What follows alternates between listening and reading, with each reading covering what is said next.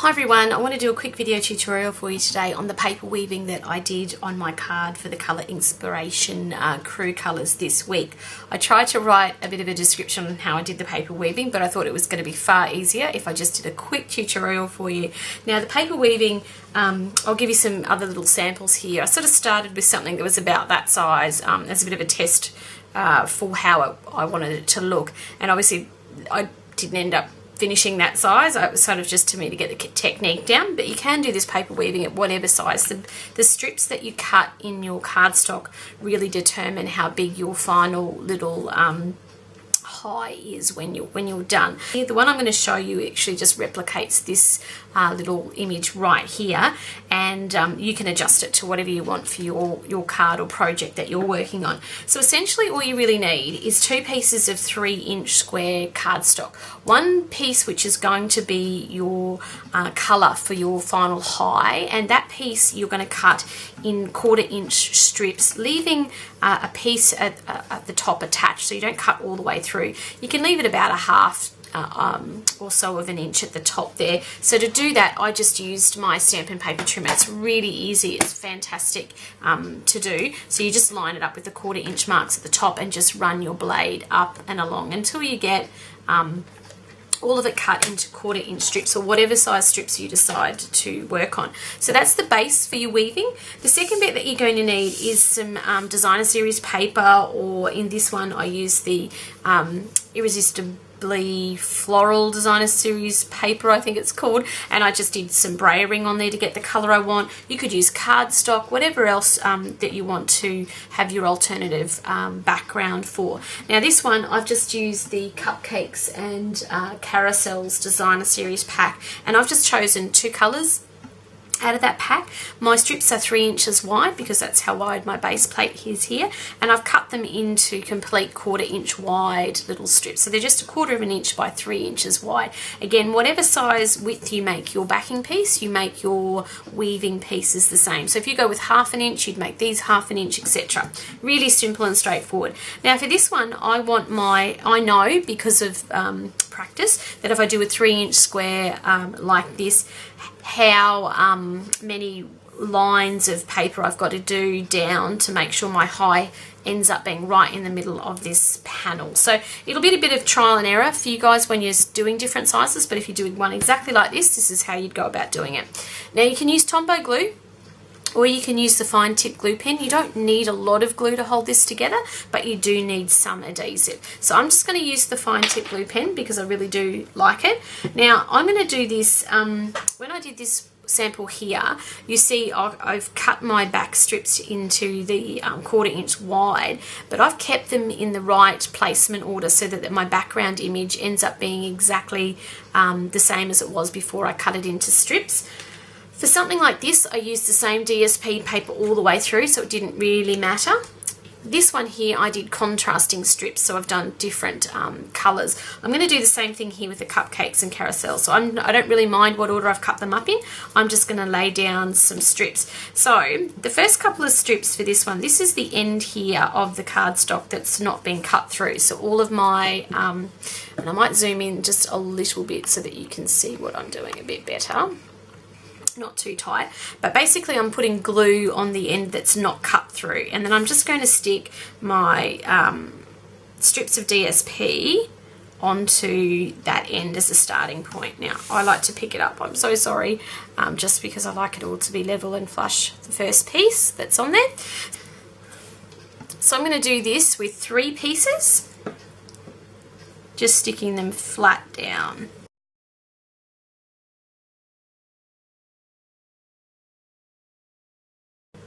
So now that I've got those first 3 strips already adhered down, I'm going to take the next colour, which is the yellow piece of DSP, and I'm going to start to weave my high. So to weave the high, I'm going to leave the first 3 little strips down. I'm going to go under the 4th strip. I'm going to then go over the 5th strip, and then under that 6th strip like that. So I'm counting them from this edge. So I've got 1, 2, 3, 4, 5, 6.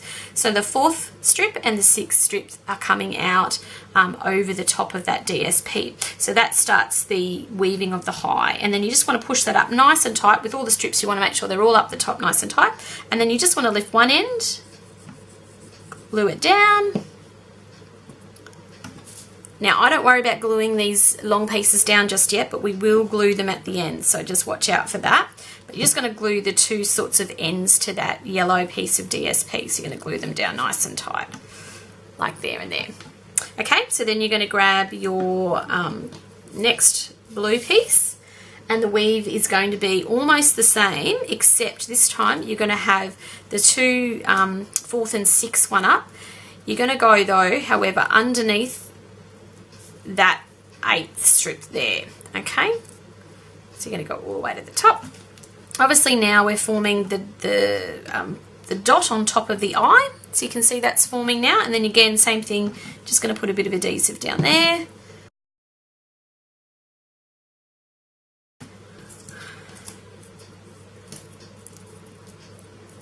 Okay, so the next yellow piece, this time you're actually going to go in and you're going to pick up that 5th piece that's been laying underneath until this point. So you're going to have 3 pieces of, well, in my case it's the crumb cake. So I've got 3 that have been covered by the DSP, and I've got 3 that are on top of my 3 crumb cakes are on top of the DSP, and then that just gets stuck all the way across there.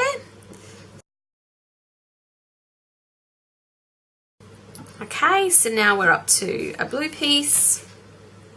I'm going to take this through, and we're going to go back to the similar pattern that we had in that first round, where we've got just the 4th and the 6th little piece that's above, but this time we are going to come back in and get that 8th piece of crumb cake back above the DSP pattern. So just going to go in and put that in like that. Okay, we've just got one final weaving. It's exactly the same as we've been doing for the last strip. We're just going to go and glue that in place. Okay, now before we start putting the final bits of weaving in place that go sort of back over the top to make our high like that, I like to glue these crumb cake pieces down because otherwise they start to look a bit bowy, or sort of my greeting bit. So I just want to take this, gently just peel that piece up, and you're just going to put a little bit of glue along here and hold down your piece so that it sits nice and flat and creates that panel down the bottom. And then we're just going to do the same thing with this part. Bit of glue, hopefully you can see my fingers aren't all in the way. Like that. I just think it makes the finished greeting just pop a little bit better because it's all sort of nice and flat and doesn't look too out of place. And then I do the same thing, even though the eyes only got 2 little bits of weaving. I still like to just tack it loosely down like that.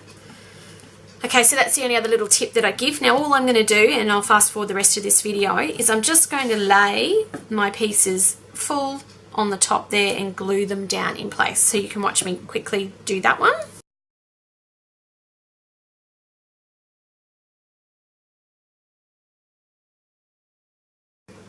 Okay, so that's it. That's your weaving all complete, and you've got a gorgeous little high there on your panel. Now the reason I do such a big buffer around it is the fact that I like to then go ahead and either cut them out, as you'll see in this one, I've cut them out with the squares.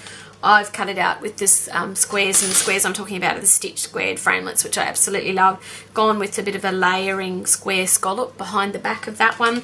This time, just for something different, I'm going to use my stitched circles, and I could either use the smaller of the 2, or the second smallest this one is, or I could use the larger one to cut it out. Now if you're going to do the larger one, you want to make sure your weaving does go all the way to the edge so that you can have that all cut out in that panel. So I might stick another little piece of yellow, or actually I might cut it out as a smaller high which I might do.